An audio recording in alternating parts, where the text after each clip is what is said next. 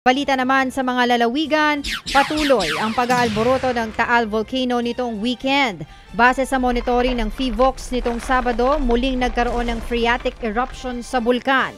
Tumagal lamang ito ng 2 minuto pero nagpakawala ito ng maraming abo.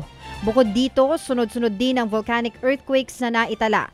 Sa kabila nito, nananatili sa Alert Level 1 ang Taal. Samantala po naman sa pilitan pong inilikas ang mga residente ng 5 barangay sa Las Castellana, Negros Occidental ng dahil sa lahar. Muli kasing rumagasa ang lahar matapos ang walang patid na pag-ulan sa rehiyon.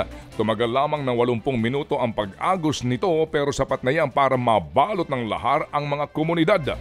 Kaya't para masiguro na wala pong mga maiipit o mamamatay, minarapat po ng lokal na pamahalaan na paalisin sa lugar ang mga tao. Tinitiyak ko naman nilang mayroong sapat na supply ng pagkain at inumin para sa mga nagbabakwet. Arestado naman ang isang Chinese national na pinaniniwala ang Pogo enforcer at torture master sa pagpapatuloy ng raid sa Pogo Hub sa Porac, Pampanga.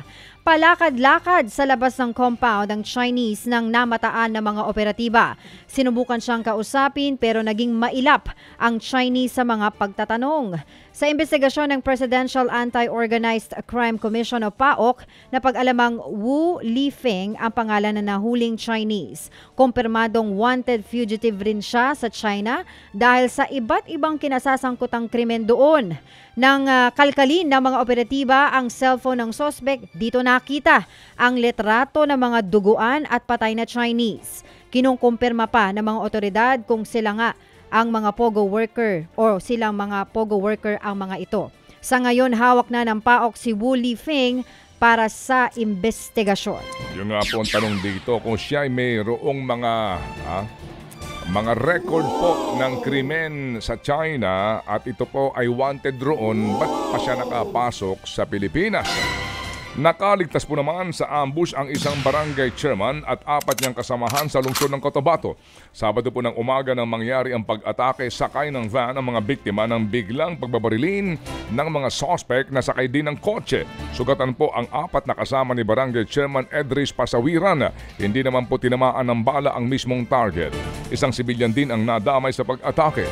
Patuloy pong nagpapagaling sa ospital ang mga biktima at iniimbestigahan pa kung sino at ano ang motibo sa naturang pananambang. Isang barko naman ang sumadsad malapit sa Port of Coron sa Palawan. Base sa investigasyon ng PCG, papunta ng Puerto Princesa ang barko nang pumalya umano ang makina nito. Dahil dito'y sumadsad ang barko sa mababaw na bahagi ng dagat ng magka-low tide. Agad namang inilikas ang nasa 100 sakay ng naturang barko. Ted Filon at DJ Chacha ngayon nasa Radyo 5 92.3 News FM Monday to Friday 6 to 10 a.m.